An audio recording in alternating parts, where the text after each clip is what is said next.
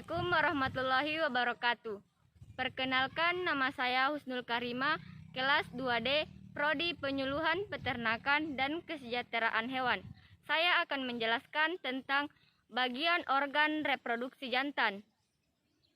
Perkenalkan, nama saya Hendri Pratama dari kelas 2D Prodi Penyuluhan Peternakan dan Kesejahteraan Hewan.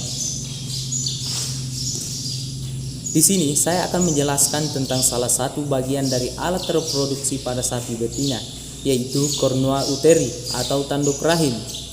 Atas nama Hardianto, kelas 2D Penyuluhan Peternakan dan Kesejahteraan Hewan. Saya salah satu anggota dari kelompok 6, di mana di sini saya akan menjelaskan tentang pengertian serviks, fungsi serviks, dan bagian-bagian serviks. Materi yang pertama akan dijelaskan oleh Hendri Pratama, yaitu cornua uteri.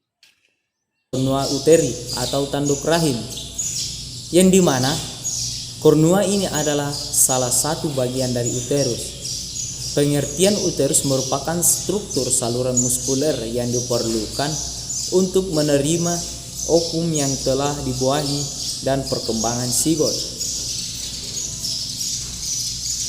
Uterus digantung oleh ligamentum, yaitu mesometrium. Mesometrium yaitu saluran yang bertaut pada dinding ruang abdomen dan ruang pelvis, di mana fungsi utama pada uterus adalah menyimpan dan memelihara embrio atau fetus. Pengertian cornua uteri. Cornua uteri merupakan bagian uterus yang berhubungan dengan ovidum. Kedua cornua ini memiliki satu badan uterus yang disebut corpus uteri dan merupakan bagian uterus yang kedua. Cornua uteri ini sebagai tempat deposisi semen waktu IV.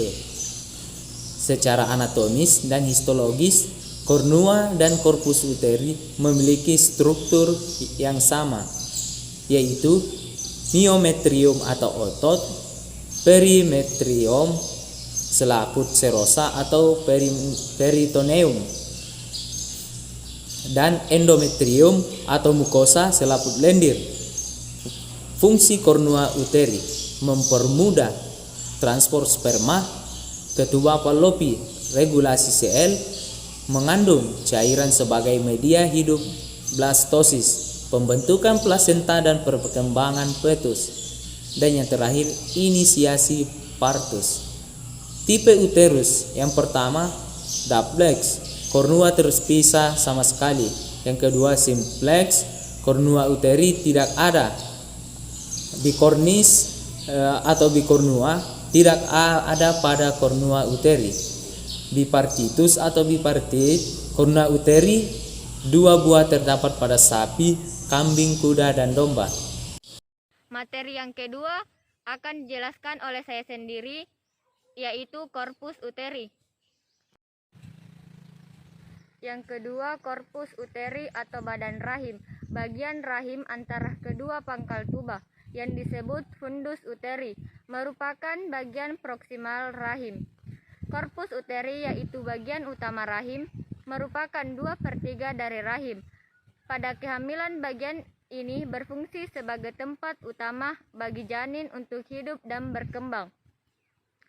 Corpus uteri terdiri dari paling luar lapisan serosa perimetrium yang melekat pada ligamentum latum uteri di intra-abdomen, tengah lapisan muskular myometrium, berupa otot polos 3 lapis dari luar ke dalam arah serabut, otot longitudinal, anyaman, dan sirkular, serta dalam lapisan endometrium yang melapisi dinding cavum uteri. Fungsi dari corpus uteri adalah 1. Mempermudah transportasi sperma ke tuba Fallopi.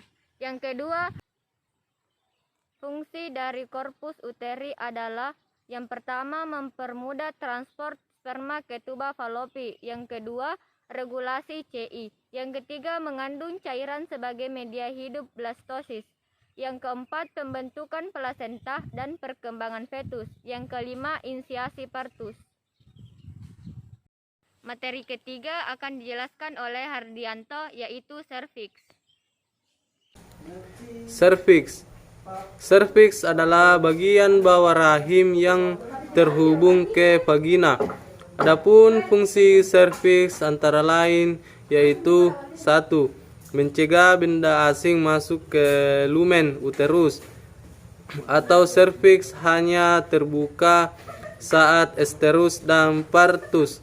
Yang kedua, fasilitas transport sperma melalui cervical mucous ke lumen uterus. Yang ketiga, reservoir spermatozoa. Yang keempat, seleksi sperma.